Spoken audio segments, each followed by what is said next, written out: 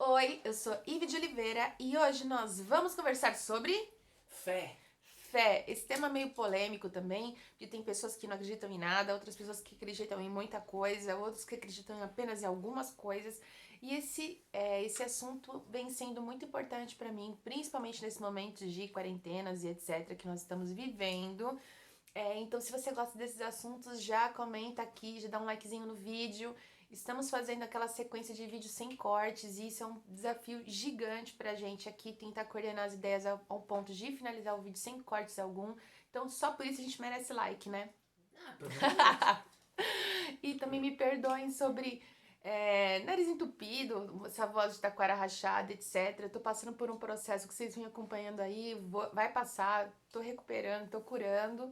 Mas enquanto isso, enquanto as vibrações de vocês também positivas, né, vão chegando e tudo mais, vai ser por enquanto com uma vozinha falhada, mas vai melhorar, tá bom? Certo, Gu? Certo? Então, bora começar a falar sobre fé. E eu quero falar sobre esse assunto contando uma conversa que eu tive com o Gustavo, né? A gente tem várias conversas à noite agora, né? Isso é muito legal, ele faz as tarefas dele, e como eu tô passando por alguns processos, então é legal conversar. Às vezes eu falo sobre as minhas dinâmicas de terapia e etc. E nos últimos, assim, quando eu era muito pequena, vamos combinar assim, eu, por ser criança e ter convivido com religiões cristãs, já fui espírita, já gostei muito, muito, ainda gosto muito do hinduísmo. Então, eu sempre fui uma pessoa muito encantada por filosofias religiosas, por crenças, por templos. E sempre fui uma pessoa muito crente no sentido de acreditar que existe uma mágica, um poder que criou tudo isso que a gente vive, porque senão na minha cabeça não existia nenhuma lógica da gente estar existindo. Seria uma grande ilusão, um grande holograma, né, da ilusão da cabeça de alguém, né? E mesmo se fosse um holograma na cabeça de alguém, uma grande ilusão, mesmo assim teria existido alguém que criou isso. Então, esse é um grande dilema da humanidade, né? O que é Deus ou quem é Deus? Como o que existiu antes dele? Se a galinha nasceu antes do ovo, o ovo antes da galinha? Acho que esse é o grande dilema de todo mundo, dos cientistas e dos filósofos e dos religiosos, de todo mundo. Mas eu sempre fui uma pessoa muito aberta a acreditar. Eu sempre acreditei muito, muito mesmo, em tudo. Daí eu passei por uma fase em que eu vivia essa minha fé, exercitei a minha fé pela mediunidade e por outros processos, e também me fez muito bem. Mas depois eu fiquei um tempo meio assim, sabe, num orbe do tipo, não sei. É porque a gente começa a ler filósofos e que são céticos, Nietzsche, por exemplo, que eu gosto muito também, desses filósofos que são muito céticos. E é interessante porque até aquela pessoa que é muito cética, ela tem a crença em alguma coisa, né? A crença da não crença, né? Que coisa. Não é isso? Porque, tipo assim, o fato de eu não acreditar em algo, eu Você crio está diversos acreditando que você argumentos. não acredita. É uma crença, é a crença de que você não acredita. Então não tem como você não acreditar em absolutamente nada. De fato, claro, gente, no meu ponto de vista, quando A não você ser que não você não acredita, pense. quando você não acredita em nada, ou você acredita que a força tá dentro de você, ou que a natureza, é um tipo, uma possibilidade de crença, entende? Não quer dizer que é Deus ou uma figura de Deus humanizada, nada disso, mas aparentemente parece uma crença vestida de não crença, sabe? Mas isso aí é só eu, a minha cabeça, minhas reflexões e tal. E eu passei por essa fase. Depois voltei, né? Tive síndrome do pânico, etc. Voltei a meditar, então essa crença no divino, isso me ajudou bastante e tal. Daí o que começou a acontecer?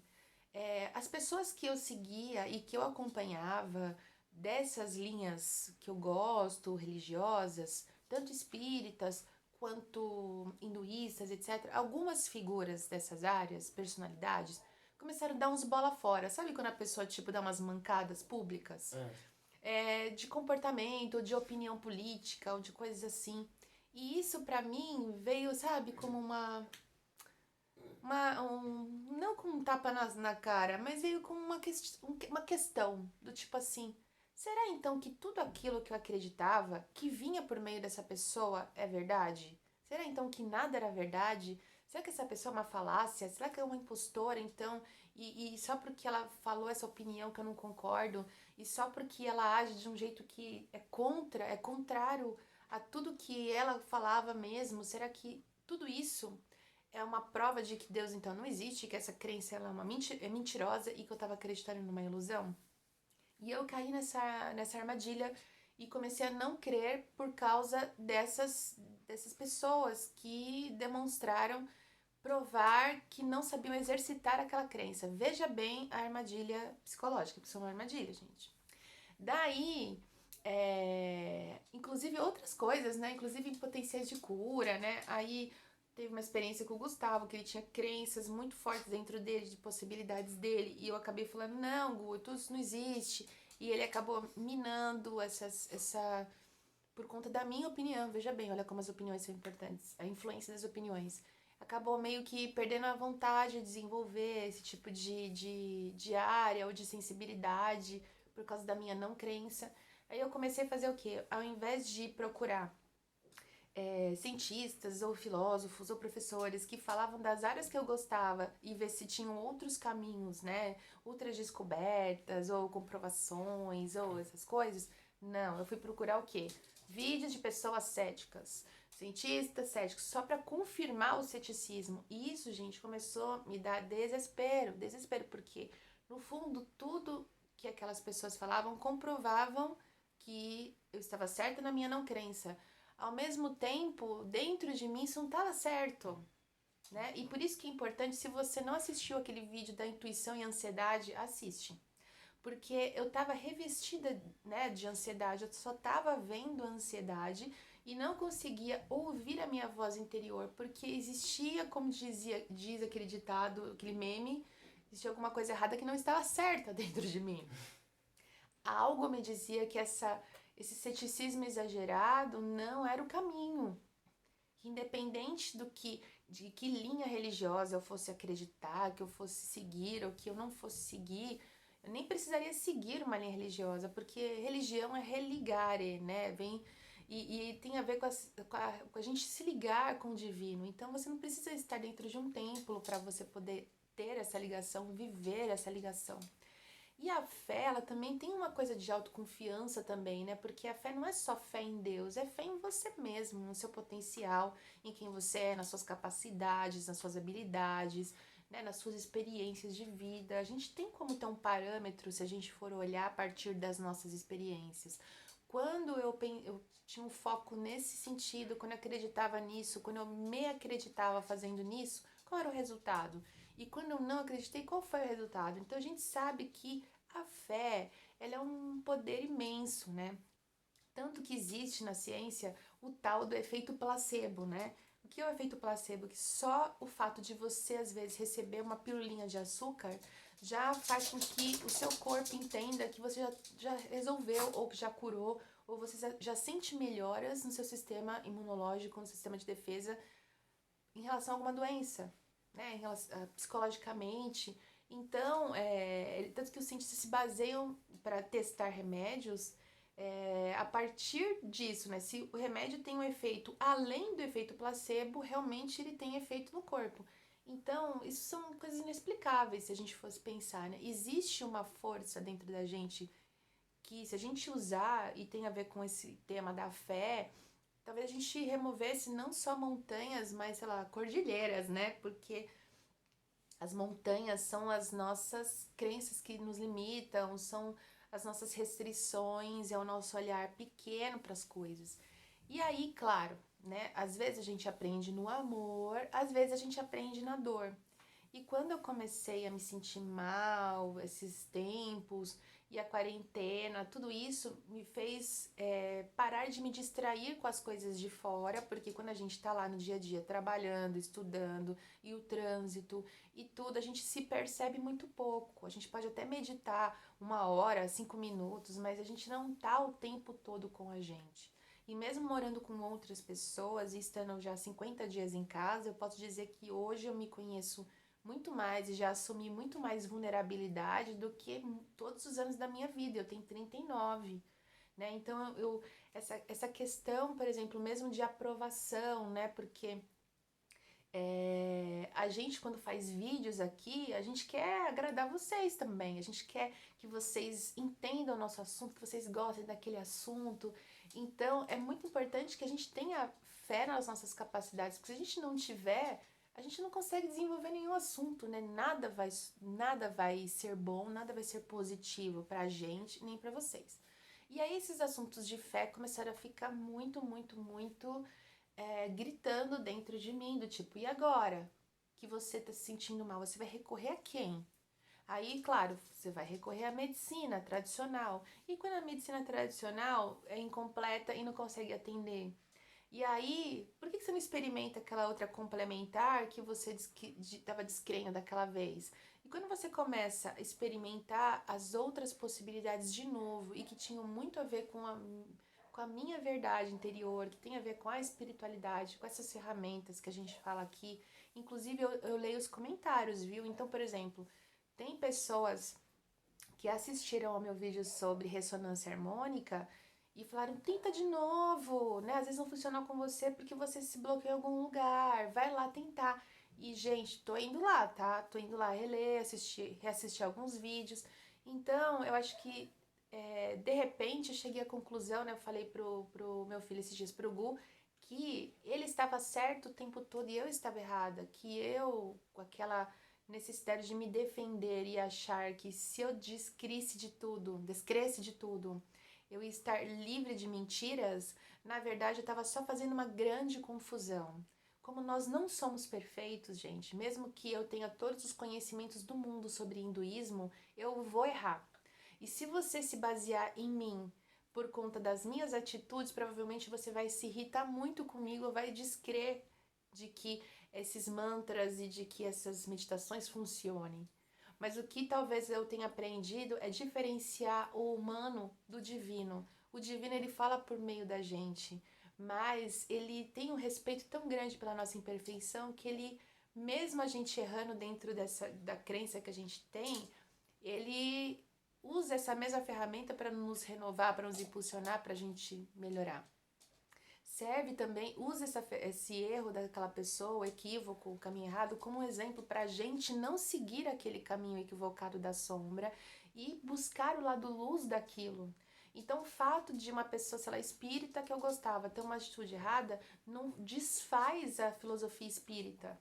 Eu não posso negar a filosofia espírita por causa de um erro de uma pessoa humana que interpretou mal a atitude, que não tem ainda, não construiu dentro de si uma moral suficiente, como a de Cristo, como a da Maria, como Madre Teresa de Calcutá. E aí, se eu fosse colocar quem sou eu julgando tanto, querendo a perfeição daquele palestrante, ou daquele médium, ou daquele guru, ou daquele, sei lá, pastor, ou daquele padre, quem sou eu, sendo que eu também sou imperfeita e eu vou errar? E se eu quiser passar uma imagem de perfeição, eu vou conseguir, porque a gente consegue isso nos vídeos, a gente consegue isso em palestra, existem técnicas pra gente convencer as pessoas, mas eu nunca vou conseguir mentir pra mim mesma, então eu sempre vou ter falhas. E então eu aprendi que a fé, ela é uma coisa que eu não posso abrir mão. Eu não sei você. Às vezes para você, a fé, ela pode ser uma ferramenta de enganação. Cada um tem uma crença. E coloca aí. Eu quero muito saber o que você pensa a respeito de fé. Mas para mim, a fé, ela tem muito a ver com uma certeza de que as coisas vão dar certo, de que as coisas, tudo acontece para um bem maior e que você, às vezes, entra nas armadilhas do ego, da vaidade ou do medo ou das coisas que a gente ouviu quando era criança e nem lembra, sabe? E questões culturais. Às vezes a gente se perde no meio disso tudo porque a gente não escuta a nossa intuição, porque a gente prefere, às vezes, seguir um caminho que vai agradar outras pessoas, às vezes. Não crer vai mostrar que você, dentro da ciência, como cientista, é mais sério, mais respeitoso do que se você crer em astrologia, por exemplo, né? Já pensou um cientista, um PhD em, sei lá, astronomia, falar que acredita em astrologia, a pessoa vai ser difamada no meio científico. E acho que essas posturas que deveriam mudar, né? A gente deveria aprender a respeitar as crenças de cada um, porque existe ciência em tudo, né? A gente pode comprovar ou não as eficácias das coisas por meio de pesquisas, de experimentos, de sistematizações de experimentos. Mas existem uma infinidade de coisas que a gente não vai conseguir comprovar, né? Que nem os cientistas conseguem comprovar. Por exemplo, tinha uma estrela na constelação de Órion, lá, Betelgeuse. Fala assim? E os cientistas que, ó, estudam pra caçamba, pensaram o quê? Que ela estava se apagando, porque eles estavam observando que ela ia explodir, e todo mundo ficou lá esperando com a pipoca na mão, vendo a hora que ela ia explodir para poder estudar Betelgeuse. E sabe o que aconteceu com ela? Passou 2 semanas, ela começou a reacender de novo e falou: não vou explodir não, cara. Eu explodo quando eu quiser, não vou explodir agora. E pode parar com isso. Então imagina, um monte de cientistas que fizeram um monte de cálculos numéricos e tal, eles tinham certeza, mas a gente não tem certeza de nada, entendeu? E ela provou que não era nada daquilo, que ela ia sobreviver muito mais e ela ia continuar brilhando naquela constelação.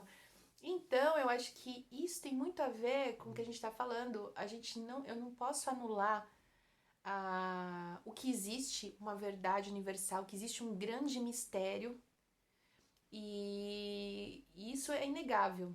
A gente tendo religião ou não, existe um grande mistério na existência do universo, na formação do universo, na nossa existência. E eu deixei de descrer de que as coisas realmente não são acaso. As coisas não são acaso. Como diria o Einstein, Deus não brinca com dados, né? Foi o Sagan ou o Einstein, não lembro. Ou foi o Carl Sagan, ou foi o Einstein que falou que Deus não brinca de dados com o universo. Não existe uma coisa assim muito, sem querer querendo. Para mim, o universo não é criado assim para mim de brincadeira. E da mesma maneira, a nossa vida, nossas experiências, elas sempre me parecem ter um significado maior.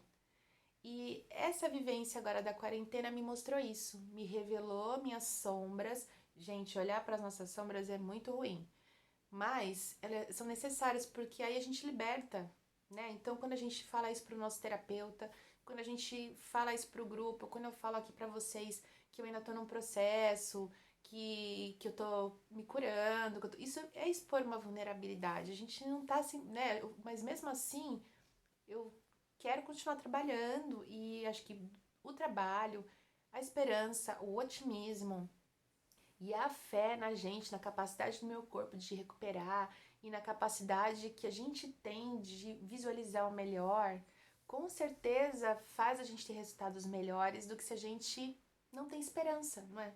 A esperança e a fé, elas são coisas que são parecidas, mas aí, pra gente encerrar aqui o vídeo, que tá ficando muito longo, eu vou trazer o Paulo Freire, que pra mim é um dos grandes educadores brasileiros, quiçá do mundo, e ele fala que a esperança ela tem que vir do verbo esperançar, não do verbo resignar, ficar esperando, sabe? A esperança, ela não é uma coisa que você fica sentado esperando, vem aí, ou Deus, ou universo, ou alguém, vem, me traz isso que eu quero.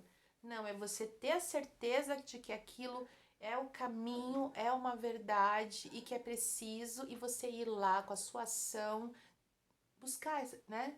Esperançar, viver acreditando no melhor. Acho que essa é o maior sinônimo de fé. E me conta, a gente pode fazer uma parte 2 desse vídeo, né? Acho que ele pode ter, inclusive, falando de todas essas religiões e conhecimentos e tudo mais antigos, que eu gosto bastante. Me diz aí o que você pensa sobre fé, se você já viveu esses dilemas, se já acreditou, se não acreditou, que nem eu gosto muito da gnose, eu acho tão legal. E assim, sabe, não preciso deixar de ter uma religião para gostar de outra, sabe? É tão interessante quando a gente coloca as coisas no caldeirão e percebe que todas as civilizações, há algum tempo na humanidade, buscaram uma crença e como eles se desenvolveram isso. Gente, pra mim é um assunto muito legal. Então, se você gostou desse vídeo, se você gosta desses assuntos, clica, segue, comenta. E eu quero muito, muito, muito saber o que passa na sua cabeça quando a gente fala de fé, certo? Um grande beijo pra vocês e até o próximo vídeo. Tchau! Tchau.